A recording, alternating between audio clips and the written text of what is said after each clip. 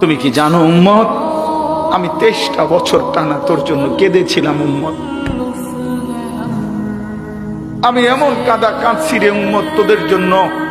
এশার নামাজের পরে দাঁড়াইছি, ফজরের আজান পর্যন্ত আমি আমার মালিকের কাছে তোদের জন্য, উম্মতের জন্য চোখের পানি ফেলে কাঁদছিলাম। আমার এত চোখের পানি তোর দিল গলাইতে পারলো না। আমি তায়েফের পাথরের আঘাতে আমার পিঠটা চালনির মতো ছিদ্র ছিদ্র হয়ে গেছে রক্তে।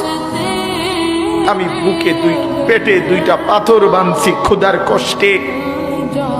আমি উহুদের দান শহীদ করা রক্তে উহুদের ময়দানে পড়েছিলাম বেহুশ হয়ে। আমার ঘরের চুলায় 3 মাস রান্নার জন্য কোনোদিন চুলায় আগুন জ্বলে নাই। আমার এত চোখের পানি, এত রক্ত, এত ক্ষুধার কষ্ট, কিছুই তোর মন গলাইতে পারলো না, তোরে সেজদা দিতে পারলো না।